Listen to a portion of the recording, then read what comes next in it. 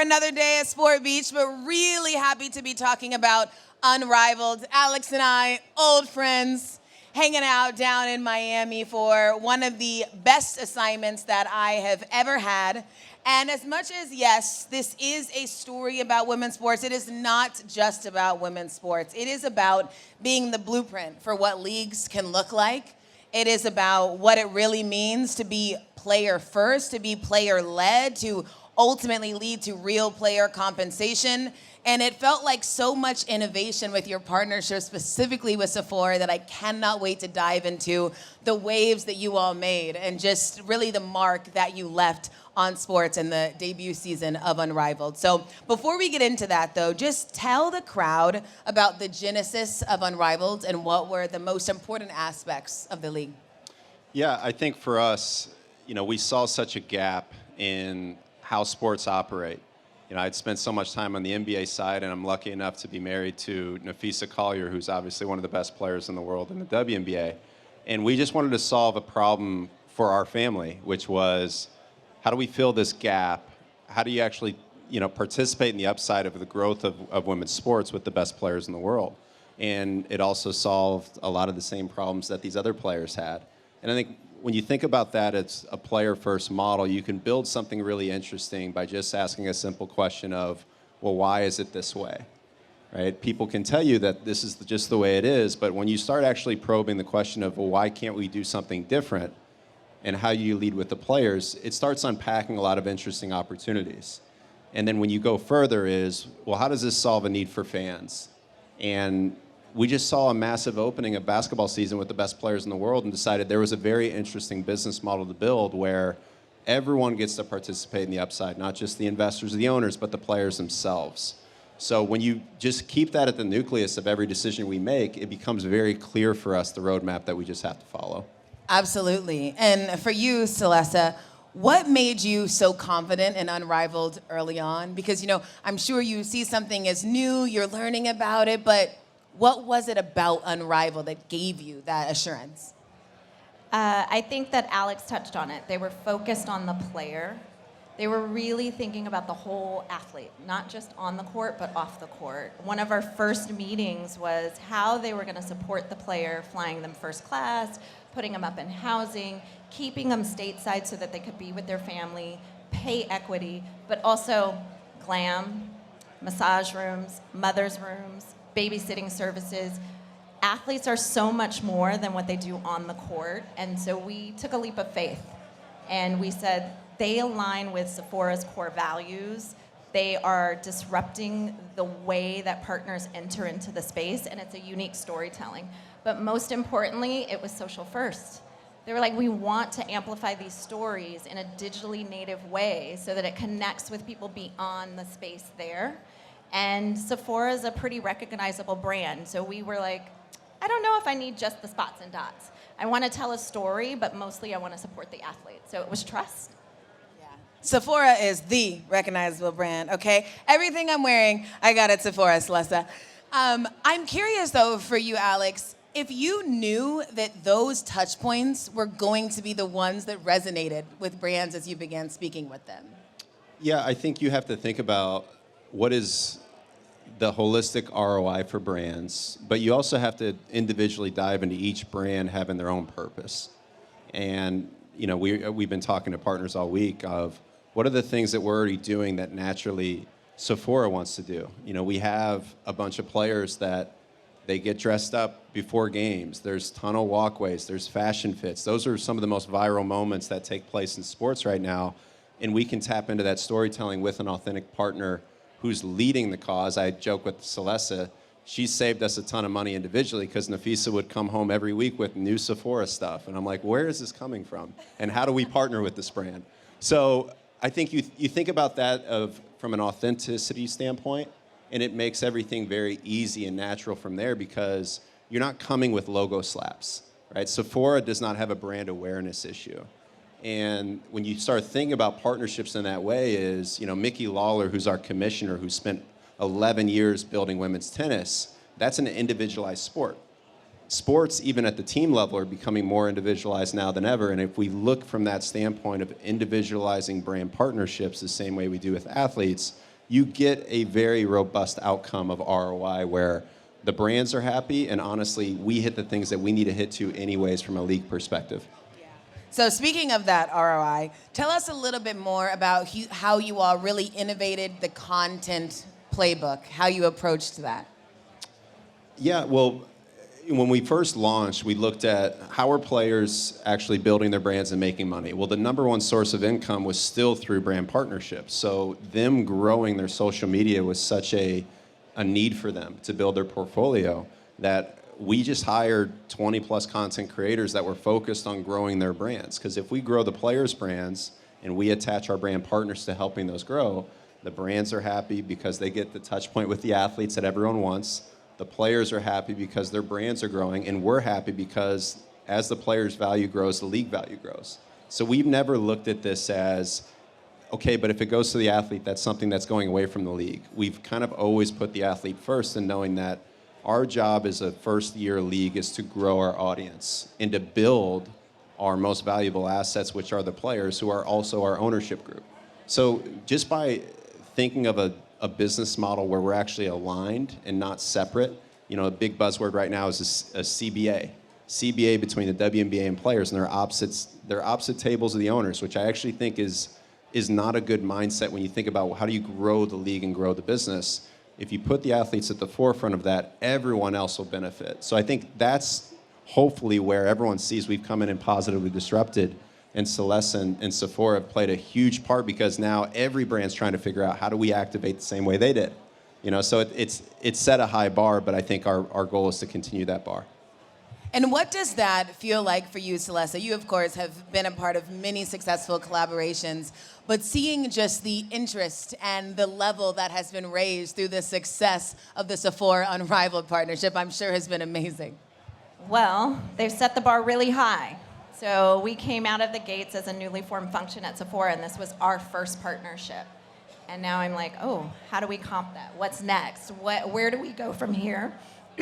Even pushing beyond, we did season 1, the tunnel, like what's the evolution? I think we set a new standard together, and in that we showed brands, players, and partners that there's a new way to do this.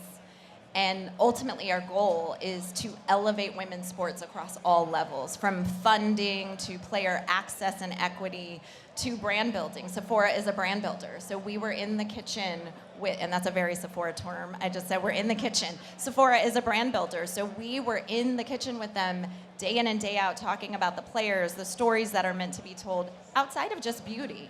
Beauty is a part of what you do on a day-to-day basis. Some do a lot of glam. Some are like, I just put lotion on my face. I'm sorry, that's all I do. But that's okay, because it is about connecting in an authentic way and amplifying and creating more opportunities. For sure. Okay, so we've talked about the Sephora tunnel now. I think that you all should see the Sephora tunnel. If we could cue up those photos of the players at the Sephora tunnel. My favorite part of the complex, I snuck in there, got a few photos of my own, but it was just such a great way to integrate fashion, the tunnel walk, beauty, and it was just in your face in every photo, online, the social. How did you sort of know that, okay, this is exactly what we needed for that moment in the tunnel? Did we know at the time? I remember that first creative call, and Alex's team was like, we're not putting the logo on the wall. It's gonna go, maybe let's figure out a way. And our creative teams got together, and it went on the floor. And it became that stopping point for every player, because players don't shy away from Sephora. And we're like, great, let's see. It blew away our expectations. We went the first night and we're like, the lighting is there. The 3D logos on the wall, the black and white carpet. It was just so on brand for us. And again, it wasn't about just beauty. It was about empowerment, self-expression. It gave the players a moment to express their personality. They looked forward to coming to the games and stepping out on that tunnel. And I think it became, what sets us apart is because it's not a league with 12 different markets. Everyone's in one spot. Every single player walks in the same entrance, and there's a level of competition of trying to one-up one another. What are you going to wear? How are you going to show up? And I think that's healthy for business. It's healthy for team competition. It's not just on the court, but it's off the court. And so I think that's such a unique way. And quite honestly, we come out and threw a haymaker with our first video because it was every player getting glammed up for Media Day. Media Day is a huge touch point for every league. And we had players in the glam room with Sephora showcasing what they were actually wearing, showcasing what the makeup artists were actually doing to get them ready for these 8-hour shoots. So that came to life, which made my life incredibly difficult to navigate from the agent's perspective, because they were like, well, why is name the player showcasing all of this, right? Like, so it was a good thing. And I think it just changed the way players went about thinking about a brand partnership, because again, they don't have any incentive unless they have a larger ownership piece. So they didn't look at this as a transaction. They looked at this as a partner who was supporting a larger mission that they actually had upside in, not just a one-off sponsorship activation that so many times athletes get stuck into having to jump into. And that's not a partnership. That's a transaction. So I think by doing these things, back to the genesis of how we built this, it led to this authenticity. It's very hard to replicate. And also, what we're speaking about now and have been speaking about is just that this partnership made so much sense. It was like peanut butter and jelly. It's already meshed into what the players are doing. What did this teach you about synergy in your space, Celessa? When you are in the partnership space and a brand that is so intrinsically aligned to our core values, you have to match on a value perspective. Are they doing the right thing that will help us amplify our shared values and purpose? We're both in it for the right reasons. We both want to tell the stories in the right way. We don't want it to be forced and awkward. So therefore, they allowed us to invest. They chose us as a partner. And I think the content, the player integration, it showed that it was easy and seamless. And you're always searching for that. Forced content does not connect with consumers. And when you can authentically build something that is natural to their day-to-day, allow them to be who they are in whatever way they want to self-express, which is really a core value of beauty. It's about self-expression. And it goes back to trust. We will have conversations. We will push each other on both sides. We will upset some other people because we're in it together to really disrupt the way that it is being done. And I think on top of that, one of the key initiatives we had right away of hopefully choosing partners that we get to work with is, Brianna Stewart, who is our other co-founder, she said, listen, if people come at this like a charity case, they're not a partner, right? Like, we want people who are, yes, of course it's the right thing to do, but it's the right thing to do because it's driving ROI, not just because it's checking a box that you need to check to invest in women's sports. So I think approaching that with every partner we think about is, does this make sense for your portfolio and drive return? On top of, yes, there's now a larger mission. That's the plus up to this partnership. It's not what you're leading with. So I think by going in with that mindset, that Stewie very bluntly was like, everyone we bring into the party is not here because it's just the right thing to do. They're here because we want to all drive and create a really important business that we think has a lot of legs to stand. Sure. And it was such a successful first season. Not sure if I ever said congratulations, so congratulations on an amazing debut. There was a time, I could not get on X, Instagram, Threads without seeing something unrivaled. Whether it was a Sephora tunnel pics, if it was just highlights, if it was them in the Sephora makeup room, you all truly took over social. How did the emphasis on social media specifically really help grow conversation as well? I think it was important for, not just, we have a lot of brand partners that are even here today that thought about leading in with social. Like, we have, as a new league, you have to market yourself. Well, what's the easiest way to market? Directly to the fans through, our players have 20 million now, I think close to 30 million plus followers on social media. So contractually, we went out at it a different way. Hey, what we're going to do is we're going to think about ownership, but in return, we need you all to help bring eyeballs to our league and promote when the games are happening. So there was just an added incentive of social media was such an obvious thing for us to look at from a marketing perspective. Instead of dumping a ton of dollars into out-of-home and billboards and commercials, like, there's a much easier access point that we know these are the most highly engaged women in sports. So for us to not think about that as sitting at the nucleus of our marketing strategy would have been a massive miss for us. And it's what I would argue probably the key to our success and to the viewership and to the engagement that we built. You know, like most people don't know this, we have 5.5 times the engagement rate of any other league right now in professional sports. Oh, I believe it. Yeah, I believe it. Give it up for that. And it's because we've led into the players. Like they're not coming in, collecting a paycheck, going home. They're trying to grow and build their audience. So they're trying to do more social activations. And you see it now. You have Courtney Williams and Natisha Heidemann doing live. You have Marina Mabry doing cooking classes. Like they all have unique things that they lean into. And our job is how do we amplify their story of what they're trying to tell? Because it's authentic to them. It's going to lead to an authentic approach for how we bring in more fans to our league. So this is a question I just have out of my curiosity. What was the creative process of it all in terms of the partnership with Sephora? For example, the referee uniform said Sephora on the back. I wanted a shirt. They were so cute. How did you all think about the placements of it all? Wow. That was like, wait, we should brand the ref jerseys. They have the black and white stripes. And internal conversation was like, some people love refs until they make a bad call and then they hate them. Do we want to be associated with that? And we're like, yes, conversation is conversation.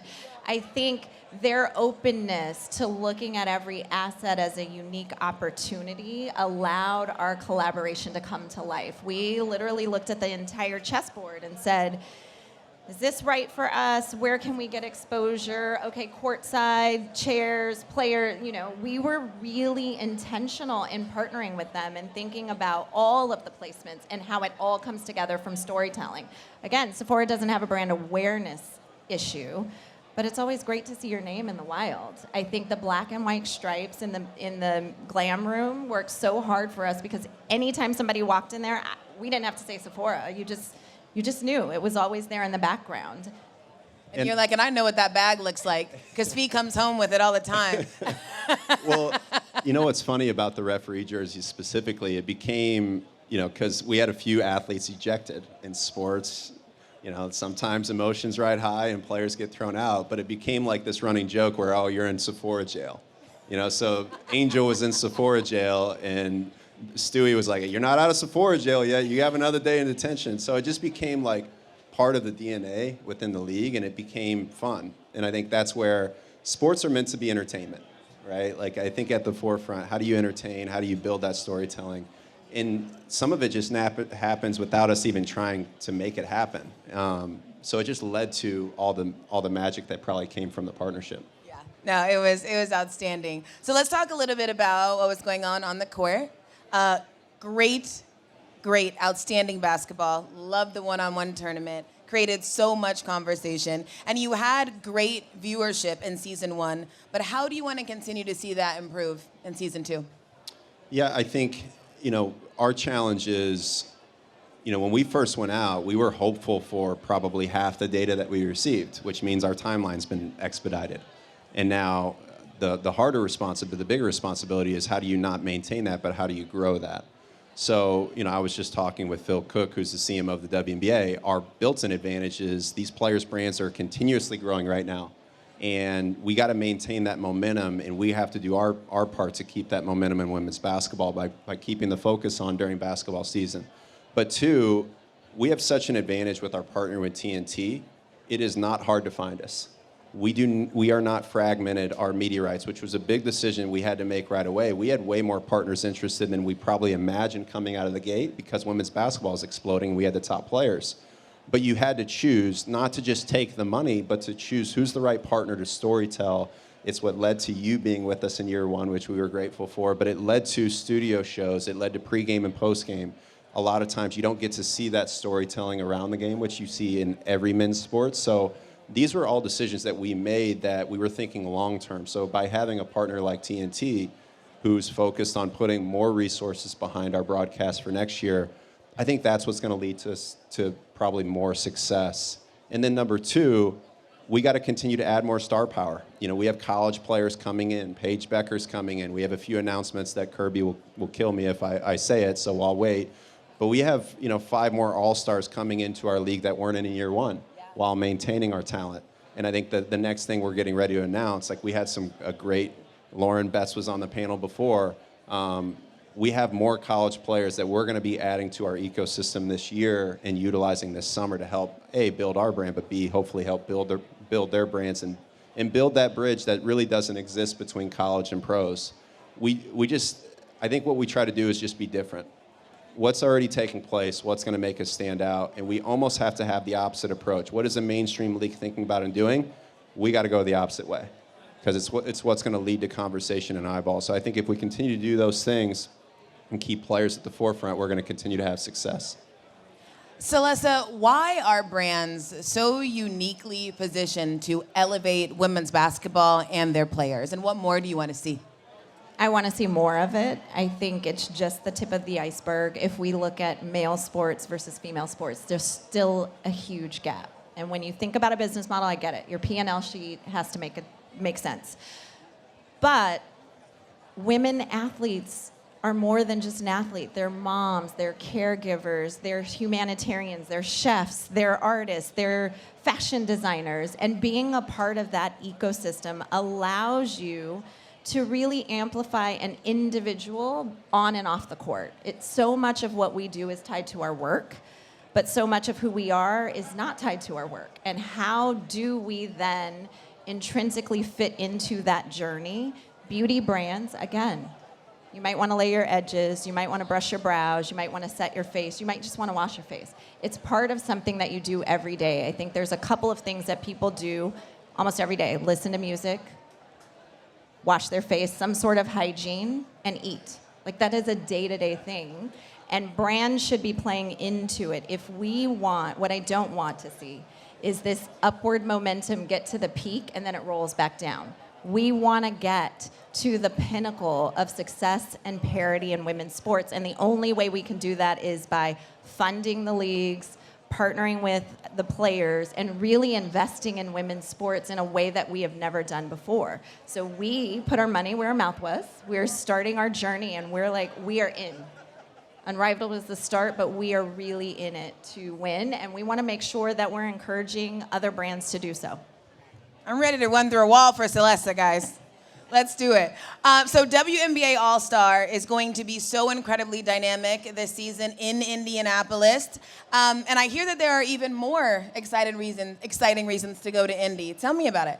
Yeah, we're going to be announcing Unrivaled HQ that's coming to life. It'll be announced later today, but Sephora is a presenting sponsor for us and helping us partner to bring this to life. So it'll be in Indianapolis. It's going to be a full-blown fan experience of 2 full days of activations and things happening. You get a personalized fan experience when you walk in, so you get to walk in and go through the whole routine that players get to. You have the Sephora fashion tunnel. You have our locker rooms. You have activations of who are you a fan of and why. You even have some AI, digitally, all this stuff that's way over my head of personalized experience from our players directly to the fans. So I think it's going to be an exciting time for us. You know, the WNBA has done such a great job of leading the way and building and growing the game that we also have to do our part and show up during a really pivotal moment in the basketball calendar, and knowing that, listen, we have 20-plus All-Stars that also play in Unrivaled. And those are people that sit on our cap table who are incentivized to help us grow and build this brand too. So I think it's just finding those touch points, and Sephora's, obviously, we're really excited about them help us bring it to life. Yeah, how pumped are you? Indy, baby. Indy, here we come. Sephora is going where Unrivaled goes. Anytime there's an opportunity, we're like, yes, we'll figure it out. Yes, we're going to find the money. Yes, let's do this, because there is such collaboration and trust in this partnership. And we strongly believe in their mission and their purpose and their values. The players are invested, the league is there for them, so we're there to go along on the journey. And what better way to do that than to allow consumers to actually go through the experience? And I'm like, do we need to create the Sephora jail now, too, so they can go through the whole on and off That's so the court? good, by the way. She's in Sephora jail. I love that. So, you know, a common through line throughout this conversation has really just been the way that just one season Unrivaled elevated Sephora. It was just such a good partnership. And not even that it exceeded the expectations, but it set the bar at such a specific level so quickly. Just for both of you, how fulfilling was season 1 from a marketing standpoint, from a personal standpoint, and a business standpoint for you? Well, first, it provided job security. I mean, to come out of the gate and be like, this is our partner, my boss is like, thank you. I'm like, great, I'm safe for another year at least, right? Alex, I don't think you gave yourself enough credit when you were saying our social engagement is 5.5 times more than the league. I think it's 5.5 times more than anything in the social space. When I saw our social engagement rates, I won't share that here, but it almost 8x blew through industry standards in terms of performance. And so therefore it paid for itself. And as a marketer, that's gold. That is gold. The dollars that we put in versus the performance that we got out on the other side, 10x paid for itself. So job security. But for me personally, I believe in women's sports. I have 2 daughters. I want them to be like men where they can grow up and play their favorite sport and have sustainability in life later. So I want to help forge and pave that path in any way that I can, personally, professionally. And with partners like Unrivaled, we're able to do so and make that long-lasting impact and change the direction. And I think for us, there was 2 sides of it. I think culturally, the relevance that we played, like one-on-one, that coming to life in the way it did, but players having upside is everything, so what we've managed to do from the time we started, because you see all these valuations thrown out, you see what teams are selling for, you see what the new valuations are set at, and these are great storylines, but very rarely do they directly benefit the athlete. It's great for the franchises, whereas when we are about to announce our new raise, it's going to value the league over $300 million. Yeah. And the players are the majority owners in that. You don't see that, right? So you're actually able to pull things that are happening at the league level and say, here's how it impacts you directly. What we played a part in is, yes, we have the highest average salaries in team sports, and we have to stand on that. But we also have to have this equity mean way more than the salary that we pay you. And that's what's going to lead to why we're here and why this is going to transform sports, is because the model's working.